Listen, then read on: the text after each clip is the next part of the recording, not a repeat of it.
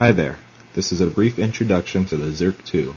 This is a brand new device I've just installed, nothing else.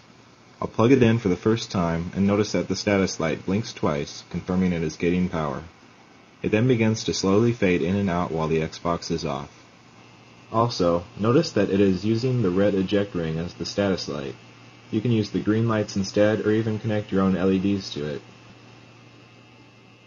The Xerc 2 comes with a preset configuration for the Xbox remote, so at this point all you need to do is press display and it will power up. To turn it off, hold that same button for about 3 seconds.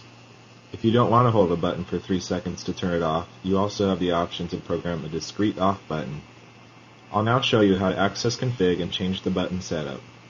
To do that, start with your Xbox on, then turn it off and keep the power button pressed for 5 seconds when you see it blink once. It now shows a dim light confirming it is in config mode. This dim light will flicker when it receives a signal from your remote. The first button to program is a skip feature button, which is only used during config to skip features you do not want to use. Hold down any button you don't want used for a couple seconds, and the status light will blink 3 times confirming it accepted it. I will use 0 as the skip feature button. Now you program the button you want to use for a short power press. I'll go ahead and program the up arrow for that. Next is the button for a long power press, which is used by some mod chips. I'm going to use the guide button on the Xbox 360 remote for this demonstration.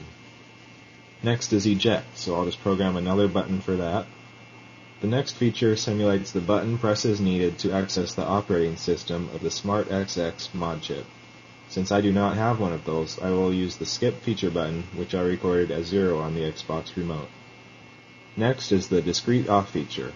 To show that the Xerc works with several different remotes, I'll program that to my Sony remote. Lastly is the fading feature you saw when we first plugged in the Xbox. If you want to disable that, you would hold the skip feature button, but since I want to keep it, I will hold any other button. The status light now blinks 3 long times, and the dim status light shuts off, confirming config has ended. The light will start fading again, and your new buttons you programmed will now control the Xerc. Notice the display button that used to start it up no longer does because I replaced it with the up arrow. The discrete off I programmed to the Sony remote, so when that is pressed, the Xbox will immediately turn off.